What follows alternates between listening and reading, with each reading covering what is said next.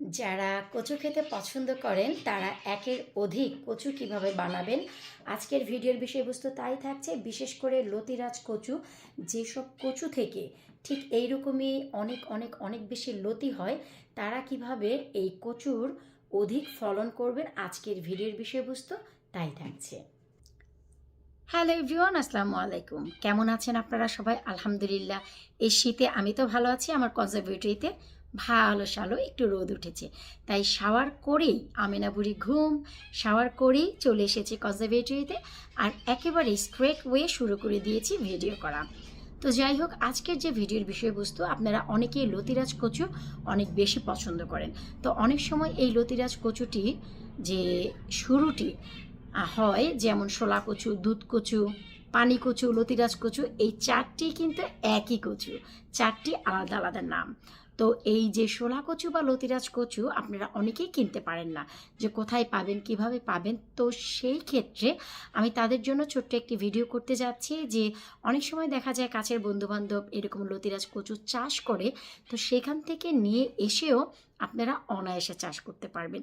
যারা এই সামার ভরে চাষ করেছে, এখন ঠান্ডা শুরু হয়ে গেছে, নিশ্চয়ই তারা এখন কচু কেটে খেয়ে ফেলবে বা পরবর্তী বছরের জন্য সঞ্চয় করে রাখবে। তো তখন আপনারা এই কাজটি করতে পারেন। খুবই ইজি ওয়েতে আপনারা এই পুরো শীত ভরে কচুটিকে বাঁচিয়ে রাখতে পারেন, খুবই ইউনিক একটি পদ্ধতিতে। যদি ইউনিক আমি আমার জন্য বলবো, হয়তোবা এই পদ্ধতি অনেকেই করেছেন বা জানেন। তো যাই হোক, এই ইউনিক পদ্ধতিতে আপনারা কিভাবে কচুটি সারা শীত ভরে বাঁচিয়ে রেখে এই কচুটি আবার আগামী সামারে আপনারা কাজে লাগাবেন, 2024-এ মেন গার্ডেনে দিতে পারবেন বা পটে দিতে পারবেন, বা এভাবে এর ফলন করে খেতে পারবেন। তো চলুন আমরা কথা না বাড়িয়ে সরাসরি চলে যাচ্ছি কোন ইউনিক এমন পদ্ধতি আছে যার কারণে আমাদের ঘরে মাটিও লাগবে না, আমরা কচুর ফলন অনায়াসে করতে পারবো, মাটি ছাড়াই আমরা কচু গাছের ফলন করব। এবার চলুন তা কীভাবে দেখে আসি। মাটি ছাড়া আপনারা কিভাবে এই কচুর ফলন করবেন, লতিরাজ কচুর ফলন আর কিভাবে বাড়াবেন, আজকের ভিডিওর বিষয়বস্তু কিন্তু তাই থাকছে। সো তার জন্য আমাদের লাগবে হচ্ছে এইরকমই কচু গাছ, যা হচ্ছে লতিরাজ কচু বা দস্তা কচু বা শোলা কচু। অথবা আপনারা যদি কোনো শপে গিয়ে থাকেন আর গিয়ে যদি দেখেন যে কোনো লতি আপনারা দেখতে পাচ্ছেন, আর সেই লতির গায়ে ঠিক এইরকমই অধিক মাত্রার ঠিক এইরকম শিকড় দেখতে পাবেন আপনারা লতিটির গায়ে। সো সেই ক্ষেত্রে আপনারা যে কাজটি করবেন, এই শিকড়ওয়ালা যে লতিগুলো সেগুলো ঘরে নিয়ে আসবেন। আমি এখন যে পদ্ধতিটি দেখাবো, এটি কিন্তু ভাই লতি দিয়েই দেখানো হচ্ছে। যেসব লতিতে এই যে ছোট ছোট দেখুন শিকড় হয়েছে, সেই সব লতিগুলো দিয়ে এখন আমি আমার পদ্ধতি আপনাদের সাথে শেয়ার করব।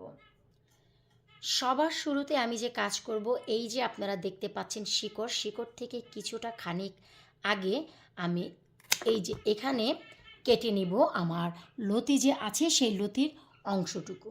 এই যে দেখুন আমি কেটে নিয়েছি। তো আমাদের এখন দেখতে হবে যে আরও অন্যদিকে আমাদের ঠিক এমনই শিকড় হয়েছে এমন লতি। এই যে আমি কিন্তু এটিও কেটে নিচ্ছি। এই যে দেখুন, আমি একটু দেখাচ্ছি যেহেতু এক হাতে ক্যামেরা আর এক হাতে গাছ। তো এই যে এভাবে করে আমাদের এখন এই লতিগুলোকে কালেক্ট করতে হবে, আমরা যতটাই করতে পারি।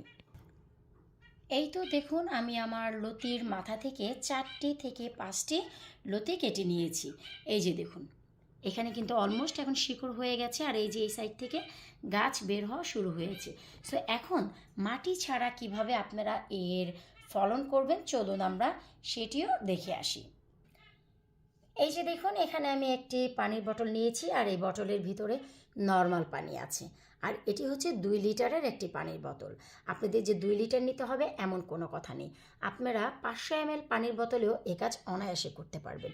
এখন যে কাজটি করতে হবে, এই যে যেদিকে আপনাদের শিকড় রয়েছে সেই পাশটিকে একটু ভেতরের দিকে ঠিক এভাবে আপনারা রেখে দিবেন, যতদিন না পর্যন্ত এই যে শিকড় বড় পট নেওয়ার একটি কারণ, এখান থেকে নিয়ে এই 2 লিটার আসতে আসতে ইনশাল্লাহ ততদিনে আমরা এর অনেক বড় ফলন পেয়ে যাব এবং অনেক অধিক মাত্রার চাষও করতে পারবো নর্মাল মাটিতে।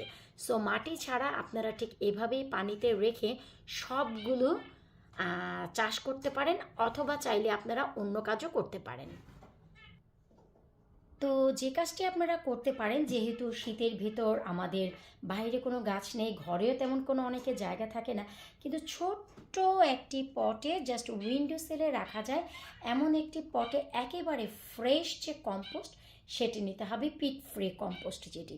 আর যদি পিট ফ্রি কম্পোস্ট না থাকে নর্মাল কম্পোস্টও নিতে পারেন। এটি হচ্ছে আমরা এই পদ্ধতিতে লতি থেকে এই লতিরাজ কচুর চাষ করে থাকি অলওয়েজ। সো আপনারা যে কাজ করতে পারেন আপনাদের সুবিধার্থে, এই যে দেখুন 3টি হোল করে নিলাম আমি, এই যে দেখুন হোল করে এই যে কচুটি এটি আমি জাস্ট মাটির নিচে, এই যে মাটির নিচে দিয়ে দিচ্ছি। এখানে যদি দেখা যায় যে অনেক বড় হয়ে যায়, আপনারা যে কাজ করতে পারবেন এই পুরো মাটিটি তুলেই আপনারা এই যে কচুর ঢেলাটি আছে আপনারা মেন মাটিতে দিয়ে দিতে পারবেন। এগুলি ইন্ডিভিজুয়ালি তোলারও দরকার নেই। অথবা আরও একটি কাজ করতে পারেন, এই যে কচুটি এটিকে আপনারা ঠিক 1 মাস পর এই পট থেকে তুলে দেখতে পারেন যে কতটুকু শিকড় হয়েছে। যদি মনে করেন যে শিকড় অনেক বেশি হয়ে গেছে, আপনাদের ঘরে যদি জায়গা থাকে আমি বলবো এগুলি পটে ট্রান্সফার করে দিবেন অন্য কোনো পটে। এতে করে সামার টাইমে সেই পটটি ধরে আপনারা সরাসরি সরাসরি মাটিতে দিয়ে দিতে পারবেন। আর খুবই পানির পরিমাণ কম দিতে হবে, কারণ যেহেতু শীতের সময় সেহেতু পানি একেবারেই তেমন দেওয়া যাবে না।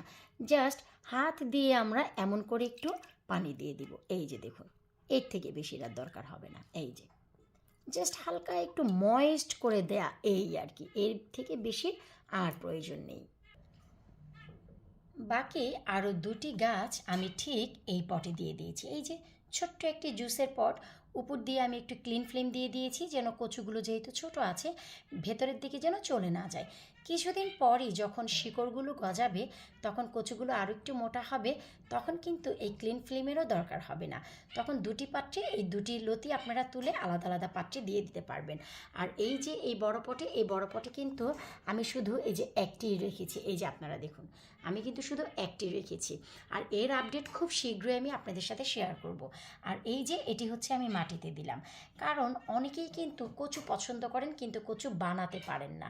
এই যে ছোট ছোট পাতা দেখছেন এর কিন্তু একটিই কারণ হচ্ছে এই যে পট, এই পটের ভিতরে অধিক মাত্রার কচু হয়ে গেছে, জায়গাও কম, তাই লতিতে ছোট ছোট পাতা করে বের হচ্ছে।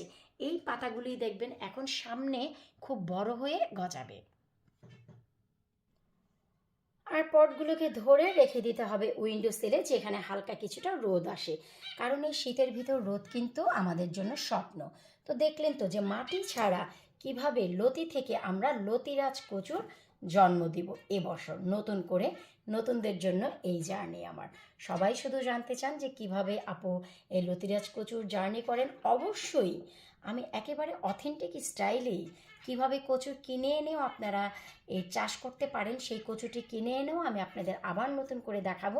তবে যাদের কাছে এখন এই সুবিধা আছে যে সব থেকে লতি কিনে নিয়ে এসেছেন আর লতির মাথায় এরকমই শিকড় আছে, ঠিক এই পদ্ধতি অবলম্বন করে শীতটুকু শুধু কাটিয়ে নেন ঘরের ভিতর। শীতের কয়েকটি মাস শুধু ঘরেই রাখুন, দেখবেন এই কচুগুলো মোটা হয়ে গেছে। একেবারে আর্লি সামারে, যে এপ্রিলের শেষের দিকে অথবা মে মাসের শুরুর দিকে আপনারা এগুলো মেন মাটিতে দিয়ে দিতে পারবেন। অথবা যদি পটে করেন বড় সড়ো পটে দিতে হবে, 16 ইঞ্চি পটে দিতে হবে আপনাদের এই কচুগুলোকে, তবেই নিচ থেকে মোটা মোটা কচুও পাবেন আর উপর দিক থেকে অনেক বেশি ডগা পাতা খেতে পারবেন। আমি তো ভাই কচু খাই না, নিচেরগুলো রেখেই দিই যেন পরবর্তী বছরে আবারও হয়। যে কারণে আমি কিন্তু 2019-এ এই লতিরাজ কচুর চাষ করেছি মেন মাটিতে, এই 2023 পর্যন্ত খেয়েছি, যার অনেক সফল ভিডিও আমি আপনাদের সাথে শেয়ার করেছি। আশা রাখছি আজকের এই ভিডিওটি আপনাদের ভালো লাগবে, যে কিভাবে মাটি ছাড়া আমরা লতিরাজ কচুর চাষ করতে পারি এই শীতে। বিদায় নিচ্ছি আজকের মতো, আল্লাহ হাফিজ।